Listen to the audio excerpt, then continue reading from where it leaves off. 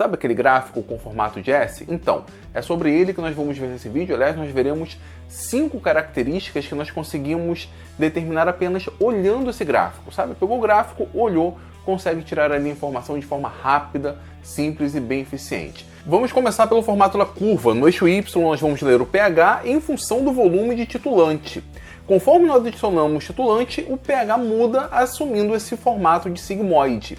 Um ponto muito importante é mais ou menos no meio dessa parte vertical, que é o volume do ponto de equivalência. Quando nós titulamos um ácido forte com uma base forte, ou vice-versa, ele vai ocorrer em pH 7. Esse formato crescente de sigmoide é típico da titulação de um ácido forte. O formato decrescente é típico da titulação de uma base forte. E só para ficar claro, pessoal, o que fica no Erlenmeyer é a substância a qual vou determinar a concentração. É o meu analito. E o que fica gotejando é o meu titulante. Só que o que é mais legal nisso aqui é o seguinte, eu não estou dizendo que ao olhar a curva eu tenho apenas informações se é um ácido ou uma base. Eu estou deixando claro que eu tenho informações que para aquele perfil eu tenho um ácido forte e uma base forte. Isso significa que, dependendo do perfil, eu posso ter informações a respeito de um ácido fraco. Independente da força do ácido, a parte final da sigmoide é igual. A diferença fica nessa parte inicial. O crescimento do pH conforme nós titulamos para um ácido fraco vai ser diferente quando comparamos com ácido forte. E o motivo para isso é porque nós temos a formação de um sistema tampão.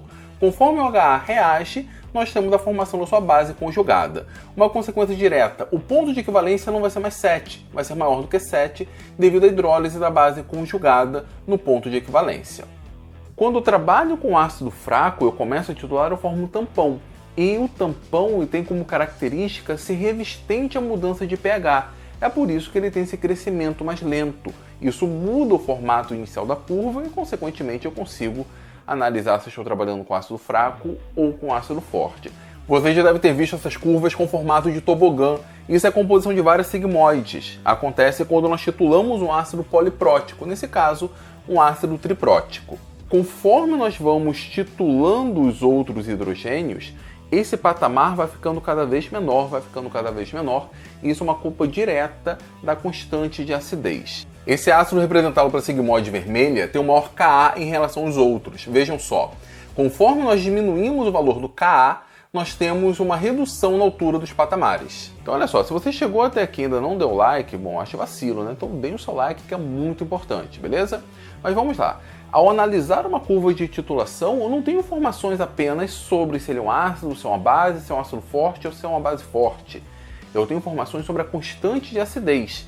E quanto menor for a constante de acidez, menor será o patamar, mais difícil será determinar o ponto de equivalência, mais difícil será titular esse ácido. Quando nós trabalhávamos lá com ácidos polipróticos, não sei se vocês se recordam, mas a constante de acidez posterior sempre é menor do que a constante de acidez anterior. Ou seja, se eu tenho ali um ácido triprótico, a primeira constante tem um valor, a segunda um valor menor, a terceira um valor menor ainda. É por isso que os patamares lá daquele tobogã vai ficando cada vez menor, porque na prática estamos titulando ácidos mais fracos. Agora, a quinta e última observação é a mais legal de todas, porque a gente consegue determinar o valor da constante ácida daquele determinado ácido, ou básica, se estiver trabalhando com uma base, apenas analisando a curva de titulação. Vou pegar uma sigmoide, vou determinar o volume do ponto de equivalência, vamos supor que seja 20, vou pegar a metade, no caso 10. Ao projetar na sigmoide e fazer a leitura no eixo Y, esse ponto, o pH é igual ao pKa. Isso se dá porque na metade do volume do ponto de equivalência, a concentração de HA é igual à concentração de A-. Quando eu jogo na constante, eu posso cancelar esses valores, que vai me dar Ka igual a K3 ou mais, pH igual ao pKa. Uma vez na vida, talvez você tenha se perguntado, né, como que eu consigo o valor da constante de acidez? Ou talvez nunca tenha se perguntado, sei lá. Mas olha só, essa daqui é uma forma bem simples e bem rápida e eficiente de nós determinarmos a constante de acidez. Bom, pessoal, era isso que eu queria falar com vocês. Você que não sabia nada sobre titulação, aprendeu alguma coisa? Então, por favor, não saia daqui sem dar o seu like, sem se inscrever na Universidade da Química. Inclusive, né, considere dar um valeu demais, ajuda bastante aqui para os custos do canal. Também pense em se tornar um membro da Universidade da Química. Nos últimos meses eu fiquei um pouco parado com a produção de vídeo, mas voltamos agora em 2023, a partir desse vídeo, com força total. Beleza, pessoal? Quer saber um pouco mais sobre titulação? Agora, pegando ali a teoria mesmo, vai aparecer aqui uma playlist para você dar uma olhada, analisar, estudar e aprender tudo sobre titulação.